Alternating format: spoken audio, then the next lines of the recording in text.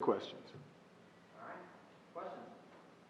Oh, Nico. I just, since breaking down the film Saturday, how's the team responded from that going into this week? We had a nice meeting over the weekend. We went through every play.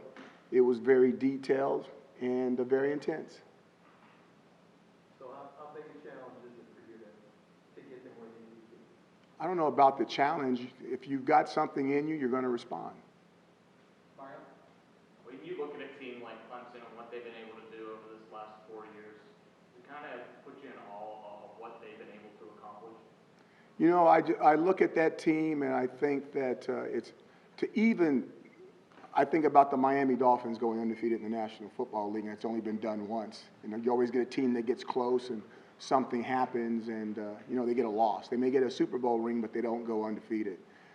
What they did going undefeated, I think, is extremely impressive. We've had other college football teams going undefeated before, but to me, that's a heck of an accomplishment. And now they're on their second run with an opportunity to do it again. And I'm not quite sure I've ever seen a team do it twice back-to-back.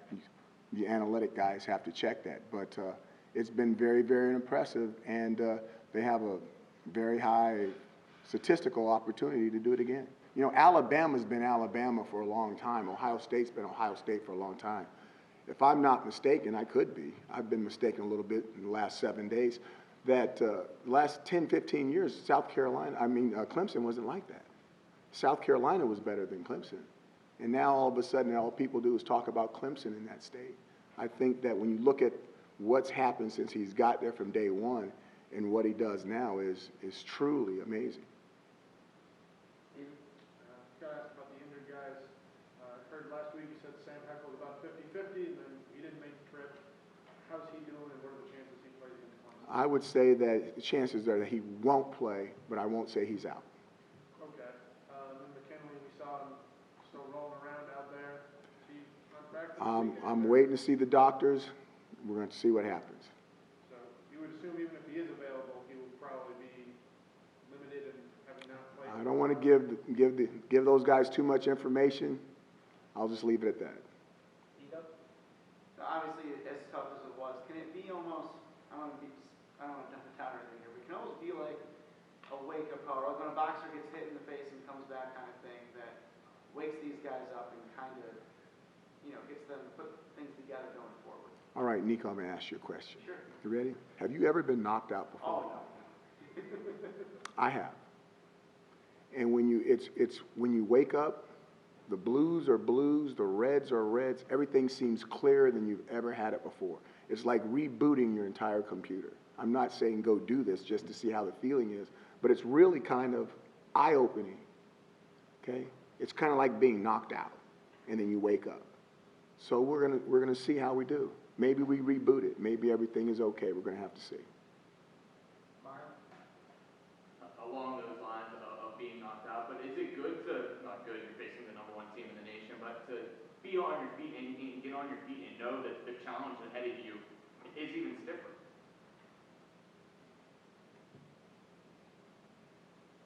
I wouldn't know if it was stiffer. I think we have a big test. I mean, what we just went through was big.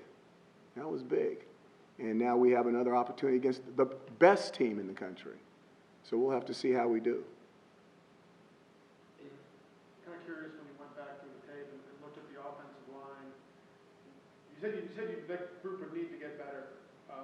What did you see from them, and then how much of this is we need to figure out ways to work around that issue?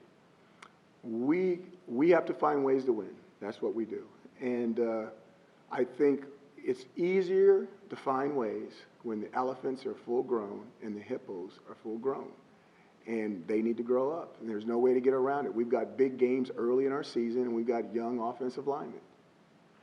Oh, well, no one's dropping a tear for us. They're going to get better as we play along, and we need to find ways to win with them. Mark? If you think back the last 2 times you played Clemson, obviously you didn't hear, you almost beat them, maybe should have beaten down. I can think back 3 times because I can think about the first score as well. Well, let's just go with that. And Clemson this year at Media Day said, yeah, Syracuse seems to figure something out with us. that come into play all this week, that your guys know that you're beating this team, you almost beat them on in their play? They are from a, no, I don't think it has anything to do with it. They've changed up, they've done some things, their personnel is a lot different, okay? I'm not going to say they're a lot younger, they move around, they're extremely fast, and as young, their defense got a lot younger, but their offense got a lot older, and then there goes that balance once again. You know, they could really get after you defensively, not that they still can't, and not that other teams still can't do that, but they are so good on offense now that you have a limited time in the game to get them. And if you don't keep pace with that offense, the game is over. You know, it's almost, you got to hit them just right. It's Buster Douglas versus Tyson. If you don't hit them with the uppercut, you're going to get knocked out. There goes that word again. So I'm not sure. I haven't seen any team be able to do it. I saw what they did to Alabama, and they got a lot more coaches and a lot more things than we have. And they were playing for a big old ring. And I think they were both undefeated when they were playing them, I think. Not sure about Alabama's record. So they're really, really good. We're probably seeing one of the best teams of an era that you're going to see. So you wouldn't say you guys have figured it out? I think this is a totally different situation. Linebackers in the group, I wanted to ask you about much stiffer challenge in week 2 than week 1 when you went back to the film. What did you see from Akeem and Andrew and Mike Allen? I think it's not just calling certain individuals. I thought the entire defense played extremely hard. I mean, when we watched it, I'm like, I was really, this is going to sound crazy, I was proud about the way they played. They played hard. Now, playing hard and not being in the right place still adds up to the same score, okay? There was effort. They didn't give up, but they're in the wrong place with wrong calls, and there's missed tackles. And when there's not communication, when the communication is not received and you're missing tackles, it's going to make you look really, really bad. And that happened on offense, defense, and on some of the special teams. Was Maryland's tempo part of that, getting maybe the information across quickly enough? I think we said the information, we didn't receive it. So like I can speak and you can hear me, but if you're not really listening to what I'm saying, you're not gathering the information that you need to gather. So I just think that we need to communicate better and make sure that the other guy's receiving it. Dino, one of the things that you guys focused on in the game, but John was in here just about 45 minutes ago talking about everything surrounding it, the ESPN, the fact that it's a home opener, you've got so many people coming in, this is going to be an ESPN game. You're focused on the game, but what do you think overall this does to promote the brand and just get exposure to people nationwide that still are having questions and wonder about this program? Okay, there's two answers. Here's the first answer. I'm excited about the brand. I'm excited about what it represents. I'm excited that we're going to get a game nationally for our community, for our student body, for this university. I'm excited about that. And hopefully we're going to play in such a manner that they're going to be proud of our performance. The second part of this question, which you didn't ask, is I'm totally locked in on this football team. And we need to make sure that we're doing the things that we need to do to get better. And that is my focus, because the football team is the core, okay, of the football branding of this university. And I want to make sure that we're doing our part to represent this school the correct way. Similar question, obviously you're lacking on the game, but less than 175 tickets left. It's going to be the loudest it's been in there in 20 years. How much can that be an X factor and how can the noise in the crowd? It could be huge. It really could. Like I said, I haven't experienced it yet. This could be really fun. It could be really cool. And it's also a lot of people watching you, and you want to put your best foot forward, because when they go home, you hope that it was a performance that they can be proud of and the community can be proud of, regardless of what the score is.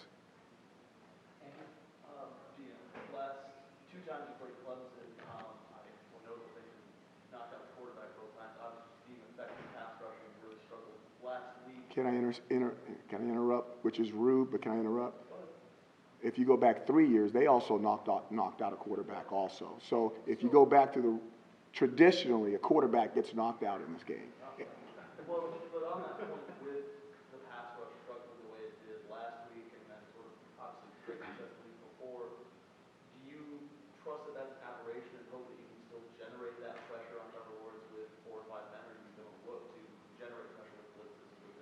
That's too much information to give a football team that hasn't lost since 2017. What we need to do, well, we had no pass rush. Okay, so we have to find a way to get a pass rush. You don't let an NFL quarterback stand back there and just, you've got to try to find a way to get some kind of pressure on him, or it's going to be a long day. I don't know how we're going to do that yet because they're really good at protecting him, and rightfully so. And we wouldn't be the first football team that's played him and tried to put pressure on him, and when the game was over, feel empty-handed when it comes to that they really didn't get an opportunity to touch him.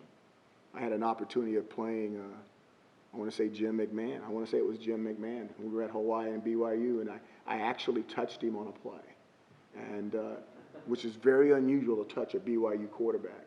I still remember the words that he was using to describe the tackle on what was going to happen to him if I ever touched him again. He congratulated me on touching him, and then he started ripping the tackle and I'm sitting there going, wow. I didn't even know those combinations went together like that. And that's kind of how it was amazing, and BYU won the game. But that's kind of how he's protected. I mean, Game of Thrones, he's got a castle, he's got a moat, he's got some dragons. That dude's protected. So, and you really don't get his chance unless he comes out of the pocket. When he comes out of the pocket, he's athletic, he's fast, and he might throw better on the move than he does in the pocket. I mean, he's the real deal. So I hope we can put some pressure on him, but there's a lot of teams that have played him and they haven't been able to do it. So to follow up, probably maybe is the single greatest emphasis this week or one of the biggest emphases for the team? You can say it's an emphasis, but I don't even know if it's realistic. We'll try. We'll try. Speaking of quarterbacks on the move, I wanted to ask you about Tommy and kind of his decisions in the RPO game and when he's scrambling. What did you kind of want to see from him in regard to using his legs, and does that change, given how the first couple weeks have went? I think the big thing with him is he needs to be smart. Your whole goal of your quarterback is not to get hurt. Last year we had Dungy, and everyone said we ran too much and we used him too much. And one time we had him go out on a pass, and how crazy are we to send him out as a pass? He's our quarterback. Now our quarterback doesn't run, and everybody wants us to make sure our quarterback does run. The key is that whoever you start the season with, if you finish the season with them, you have an opportunity for a fantastic season. And then you've got to figure all that other stuff out in between.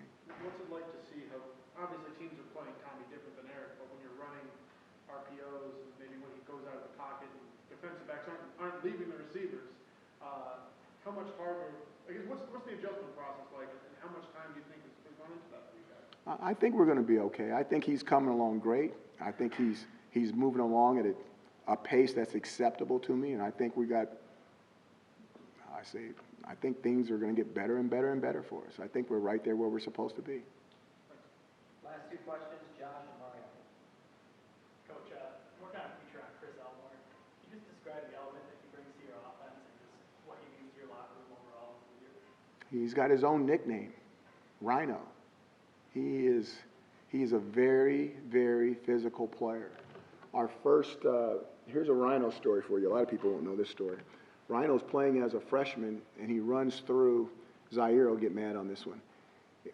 He's running through, and Zaire goes to hit him, and Rhino was probably going at a different speed than Zaire was going, and really got Zaire good. And, he's a freshman trying to make his way, and Zaire's looking at him like, do you know who in the heck you're messing with? And so Zaire came up and said, Coach, run the same play. And I'm sitting there going, sheesh, Zaire, come on now. I'm like, all right, run the same play again. And, yeah, Rhino's, yeah. And he runs through the hole again, and Zaire welcomes him to college football. And Rhino's helmet's halfway out, and he's got some moisture on his face that he probably needs to wipe off, and it wasn't spit. And, I mean, it was an ACC welcome to college football hit. But when Rhino took off his helmet with his mouth bleeding, he was all about going again. And that's when we knew we had the right guy. And when Rhino said, do it again, and Zaire was looking at him like he was about to end his, I said, we're not doing it again. This is where we stopped. And we stopped. And they were friends, but they're very, very competitive, and they're both very, very physical players. That's Chris Elmore. Mario? Obviously, you focused on the quarterback and what Lawrence can do, but do you feel that their offense goes through ETN and what he was able to do last year against you guys and the challenge that awaits you now? Man, he's good. Is he good? Is he good? Wow. Yeah. He is an amazing back. He's big. He's fast. He's smart. He's a really good blocker. He's a good receiver. And what was that, 96 yards and blah, blah, blah, 2 forward passes, 1 on 4th down. I think the other one was a horizontal or a bubble, and you just turned around and handed him the ball. I mean, he's an NFL player in college football. He's a fantastic guy, good person, big, solid dude. You think about him, all you want to do is smile and hope you had 2 or 3 just like him. Big-time player. When you see that, the emphasis last week you said was poor tackling, against Maryland, and now you get to face a guy like this. Is it all right, fellas? We got to strap on those chin straps and play an emphasis to this week. That's what football's all about. You run across some guys that are different, and if there's something different about you, you get excited about that, and you hope that you can do something that that you can talk about later. Normally, it doesn't work out your way. There's a reason they're like that. Jim Brown was like that. Oh, I got a chance to hit Jim Brown. There's a reason why normally it didn't work out well for you if you were hitting Jim Brown. Okay? He was a special, special guy, and we've had a bunch of special backs like that. And and Clemson has one. That guy is special. He'll be playing in the league. Hopefully, we got a story that we can say that we did good against him one time. But there's not going to be too many stories like that written about him. That's for sure.